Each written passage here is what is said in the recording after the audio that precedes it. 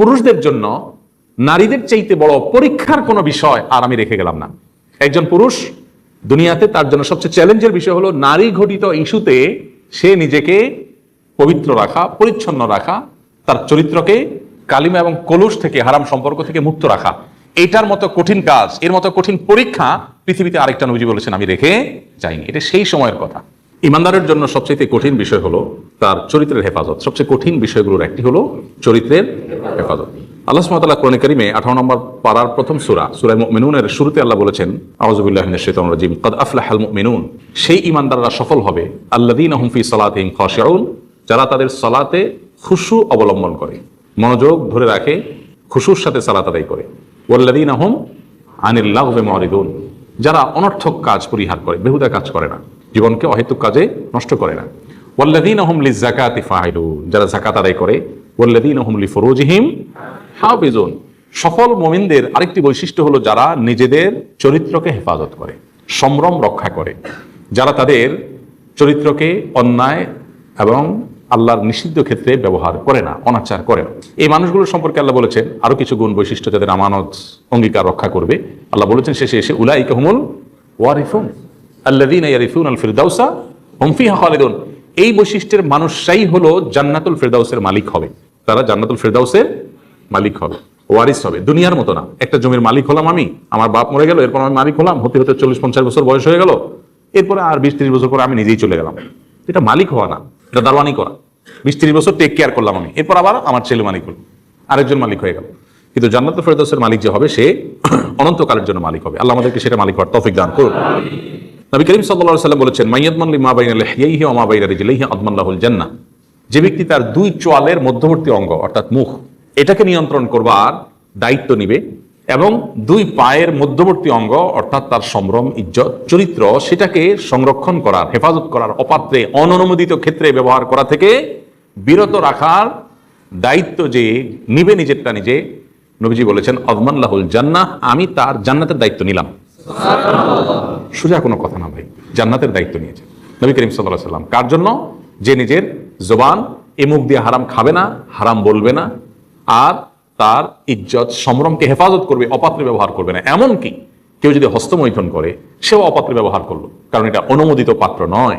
তো অনুমোদিত ক্ষেত্র ছাড়া কেউ যৌনাচার করে না। এইটুকুর কন্ট্রোল যদি কেউ করতে পারে নিজের ব্যাপারে এবং জিম্মাদারি নিতে পারে, তাহলে নবীজি তার জান্নাতের দায়িত্ব নেবে ইনশাআল্লাহ। ভাইরা আমার, এমনিতেই নবী করিম সাল্লাল্লাহু আলাইহি ওয়াসাল্লাম আরো 1450 বছর আগে বলে গেছেন কি? তিনি বলেছেন যে আমার উম্মতের জন্য এর চেয়ে বড় কোনো ফিতনা আমি রেখে যাইনি। তিনি বলেছেন, মা তারাকতু বাদি ফিতনাতান আদাররু আলার রিজালি মিনান নিসা, পুরুষদের জন্য নারীদের চাইতে বড় পরীক্ষার কোনো বিষয় আর আমি রেখে গেলাম না। একজন পুরুষ দুনিয়াতে তার জন্য সবচেয়ে চ্যালেঞ্জের বিষয় হলো নারী ঘটিত ইস্যুতে সে নিজেকে পবিত্র রাখা, পরিচ্ছন্ন রাখা, তার চরিত্রকে কালিমা এবং কলুষ থেকে, হারাম সম্পর্ক থেকে মুক্ত রাখা। এটার মতো কঠিন কাজ, এর মতো কঠিন পরীক্ষা পৃথিবীতে আরেকটা নবী বলেছেন আমি রেখে যাইনি। এটা সেই সময়ের কথা। এখন আপনার যে ওপেন কালচার গোটা পৃথিবীতে প্রমোট করা হচ্ছে, গোটা পৃথিবীতে আজ যে মানুষকে বিভিন্নভাবে উন্মাদনা তৈরি করবার খুব বাজে একটা প্রচেষ্টা আমরা দেখতে পাচ্ছি, যে নিজের চরিত্রকে হেফাজত করার মতো কঠিন আরেকটা কাজ আজকের পৃথিবীতে নেই। তাহাজ্জুদের নামাজ পড়া যত কঠিন, ভোর রাতে উঠে, হ্যাঁ, 5 ওয়াক্ত নামাজ তো বটেই, ফজর নামাজ জামাতের সাথে পড়া যত কঠিন, এমনকি হালাল উপার্জন করা আজকাল যত কঠিন। সবচেয়ে কঠিন কাজগুলোর একটা হলো হালাল উপার্জন করা। এটা যত কঠিন, এর চাইতেও বেশি কঠিন হলো নিজের চরিত্রকে কি করা, হেফাজত করা। এই জন্য ডক্টর খন্দকার আব্দুল্লাহ জাহাঙ্গীর রহমতুল্লাহ আলাইহি বলতেন যে, তিনি তার কথা বলতেন যে আমার মতো দাড়ি পাকা বুড়ো মানুষ 5 ওয়াক্ত নামাজের পাশাপাশি তাহাজ্জুদের নামাজ, নফল নামাজ পড়ে আল্লাহকে খুশি করা আমার জন্য যতটা কঠিন হবে, তোমরা যারা যুবক আছো শুধু যদি একটা চ্যালেঞ্জ নাও যে আমাদের চরিত্রে কোনো কালিমা লাগতে দেব না, এবং তুমি যদি সাকসেস হও তাহলে আমার চাইতে তুমি সফল হয়ে গেলে। আমার তাহাজ্জুদের চাইতে শুধু তোমার চরিত্রটাকে হেফাজত করা বেশি উত্তম হয়ে গেল। এই জন্য এই চ্যালেঞ্জটা আমাদের নিতে হবে। ইমানদার সে নিজেকে নিয়ন্ত্রণ করবার সক্ষমতার অধিকারী হতে হবে। ঢিলা মানুষ কখনো ভালো ইমানদার হতে পারে না। ঢিলা মানুষ মানে যেখানে দেখলাম সেখানে কাত হয়ে গেলাম, বুঝেন নাই? কোন সৌন্দর্যের প্রতি আকৃষ্ট হয়ে ওখানে বায়াত হয়ে, মুরিদ হয়ে নিজের ইমান, আমল, তাকওয়া সব ভুলে গেলাম। ঢিলা মানুষের লক্ষণ। আর টাইট সিরিয়াস মানুষের লক্ষণ কি? না, এটা আমার জন্য অনুমোদিত না, বিধি আমি আমার নিজের নজরকে হেফাজত করবো। আল্লাহ শিখিয়েছেন, কুল্লিল মুমিনিনা ইয়াগুদ্দু মিন আবসারিহিম ওয়া ইয়াহফাজু ফুরুজাহুম। হে রাসূল, বলে দিন ইমানদারদেরকে তাদের চোখগুলোকে যেন হেফাজত করে, অপথ যেন না দেখে। যেটা দেখলাম সেটাই ফেল করে তাকায় থাকলাম, ওরে বাবা এত সুন্দর।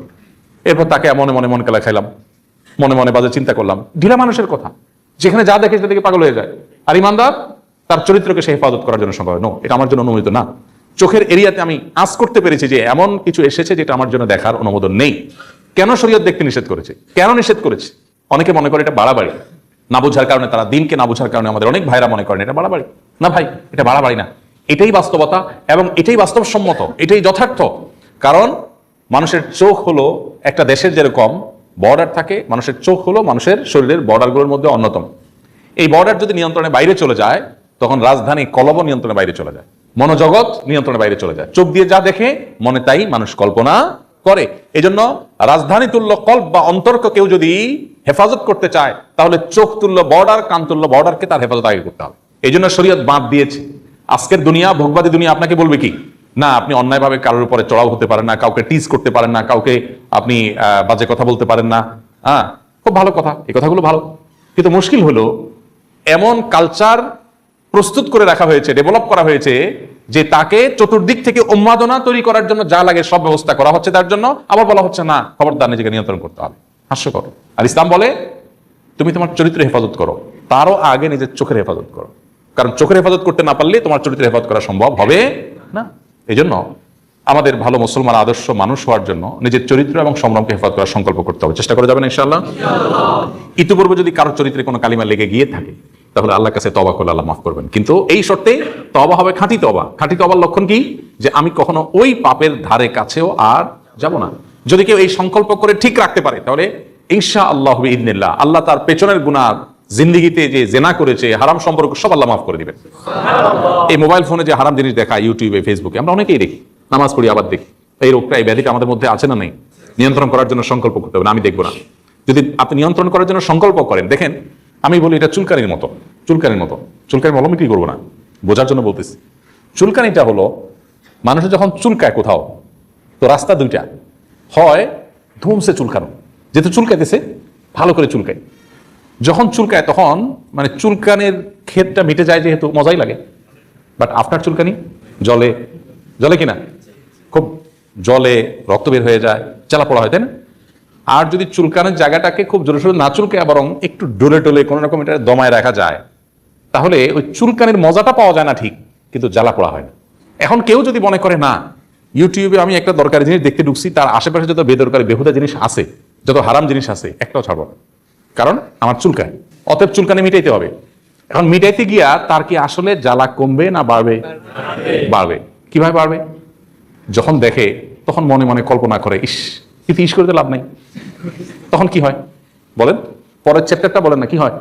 ওটা যখন চোখের আড়ালে চলে যায়। আল্লাহ রাব্বুল আলামিন আমাকে যে নারীর সৌন্দর্য দেখতে নিষেধ করেছে, আল্লাহ নিষেধ করেছেন কেন? আল্লাহর কোনো লাভ আছে? আমাদেরকে বাঁচাবার জন্য নিষেধ করেছেন। আল্লাহ জানেন যদি আমরা দেখি, তাহলে দেখার পরে মনে মনে অস্থিরতা বাড়বে, আমাদের ঈমান আমল নষ্ট হবে, আখিরাত ধ্বংস হবে, দুনিয়া ধ্বংস হবে। এখন দেখার পর, সৌন্দর্য কারোর অবলোকন করার পর, হারাম অপাত্রে দৃষ্টি দেওয়ার পর তিনি চোখের আড়াল হয়ে গেলেন। এবার আপনার মনের ভিতরে জ্বালা শুরু হবে কি হবে না? আর যদি আপনি না দেখতেন, আঁচ করতে পেরেছেন যে এরকম কিছু চোখের দৃষ্টি সীমানার মধ্যে এসেছে, আমি দৃষ্টিকে অবনত করে ফেললাম। আল্লাহ বলেছেন কুল্লিল মুমিনিনা ইয়াগুদ্দু মিন আবসারিহিম, ঈমানদার পুরুষদেরকে বলে দিন তারা যেন তাদের চোখকে অবনত করে। যদি আমি চোখটা অবনত করে ফেলি এবং তার দিকে আমি দৃষ্টিপাত যদি না করি, তাহলে কি হবে? ওই যে চুলকানির মতো, তখন একটু কষ্ট হবে। কিন্তু সাথে সাথে একটা হাদিস আছে, কেউ যদি হারাম করণার দিকে দৃষ্টিপাত করবার সুযোগ পায়, এরপরে সে যদি না দেখে, আল্লাহ তাআলা তাকে সাথে সাথে একটা ঈমানের স্বাদ আস্বাদন করার তৌফিক দান করেন। যদিও এই হাদিসে সনদকে মুহাদ্দিস অনেকে দায়ী বলেছেন, কিন্তু এটা পরীক্ষিত বিভিন্নভাবে যে যদি সাথে সাথে কেউ নিজের চরিত্রকে হেফাজত করে, তৎক্ষণাৎ এবং নগদ আল্লাহর পক্ষ থেকে যে নিয়ামতটা আসে সেটা হলো ঈমানের স্বাদ অন্তরে আস্বাদিত। অর্থাৎ সে যে হারাম এবং পাত্রে দৃষ্টি করলো না, অপাত্রে যে দৃষ্টি করলো না, দিল না, এই জন্য সাথে সাথে কিছুক্ষণ পর যখন তার চোখের আড়াল হয়ে যায়, সে তখন তার কাছে ভালো লাগা কাজ করে। আলহামদুলিল্লাহ, আমি আল্লাহর একটা নির্দেশ রক্ষা করতে পেরেছি। নবী করিম সাল্লাল্লাহু আলাইহি ওয়াসাল্লাম বলেছেন, তোমরা কি জানো যে মানুষকে সবচেয়ে বেশি জাহান্নামে নেবে কিসে? মানুষের কোন অঙ্গের গুনাহ মানুষকে সবচেয়ে বেশি জাহান্নামে নিক্ষেপ করবে? সাহাবায়ে কেরাম বলেছেন, আল্লাহ এবং তার রাসূল ভালো জানেন। তখন নবীজি বলেছেন, আল ফামু আল ফারাজ, মুখ এবং লজ্জাস্থান, এই দুটি অঙ্গ মানুষের সবচেয়ে বেশি জাহান্নামে যাওয়ার কারণ হবে। অর্থাৎ এগুলোকে কন্ট্রোল করতে না পারলেই তার দুনিয়াও ধ্বংস, আখিরাতও ধ্বংস। এই জন্য ভাই আমাদের নিয়ত করতে হবে ইনশাআল্লাহ আমরা ইউসুফ আলাইহিস সালামের চরিত্রের অধিকারী হওয়ার চেষ্টা করবো ইনশাআল্লাহ। তরুণরা সূরা ইউসুফটা ভালো করে পড়বেন, অর্থ সহকারে, ব্যাখ্যা সহকারে, কিভাবে ইউসুফ আলাইহিস সালামের কাছে হারাম ও অফার আসা সত্ত্বেও তিনি নিজেকে রক্ষা করেছেন।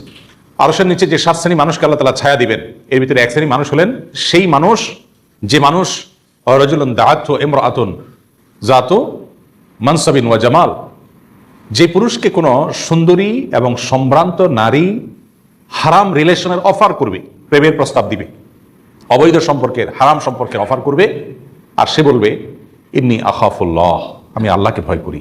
এই কথা যে বলতে পারবে, অর্থাৎ হারাম অফারকে যে ডিনাই করতে পারবে, নিজেকে নিয়ন্ত্রণ করতে পারবে, আল্লাহ তাআলা তাকে কিয়ামতের ভয়াবহতম দিনে আরশের নিচে ভিআইপি প্যান্ডেলে ছায়া দান করবেন। এই জন্য ভাই এই চ্যালেঞ্জটা নেব তো ইনশাআল্লাহ। সকল ভালোবাসা এগুলো নিজের স্ত্রীর জন্য আমরা জমিয়ে রাখবো। আজ ঘরে ঘরে যে অশান্তি, এর অন্যতম একটা কারণ এটা ভালোবাসার যেখানে সেখানে বিলিয়ে এরপর দরকারের সময় পুঁজি দিয়ে টান পড়ে। অজাগায় অপাত্রে বিলানোর পর যখন দরকার হয় তখন পুঁজি থাকে না, তখন অভিনয় নাটক, শুধু SMS-এ আই লাভ ইউ লেখা তো চিরা ভিজে না, ভেতর থেকে তো আসে না আসলে। কারণ মহব্বত ভালোবাসা তো রাস্তায় রাস্তায়, স্কুল লাইফ থেকে বিলানো শুরু হয়েছে, ভার্সিটি লাইফ, কর্মস্থল, বিলাইতে বিলাইতে এরপরে তার পুঁজি আসলে আর নাই বেচারা। এরপর বাকি জীবন শুধু নাটক অভিনয় করে প্রেমের ভালোবাসা কয়দিন টিকে সংসার। এই জন্য তুলনামূলকভাবে দেখবেন হুজুরদের যত দোষ দেন, যত ত্রুটি বলেন না কেন, অন্তত বউয়ের সাথে সম্পর্কের ক্ষেত্রে বা তালাকের হার কম হওয়ার ক্ষেত্রে আলেমরা, হুজুররা একটু হলেও আগায়া থাকে। যদিও লেবাসে পোশাকে হুজুর আজকাল ঘরে ঘরে, রিয়েল হুজুর যদি হয়, সত্যিকারের দিনদার মানুষ যদি হয়, তাহলে তার চরিত্র হেফাজতে রাখা সহজ হবে এবং তার সুফল সে পাবে, দাম্পত্য জীবনে সে সুখীও হবে। আল্লাহ আমাদের সে রিয়েল এবং সত্যিকার ভালো মানুষ হওয়ার তৌফিক দান করুন।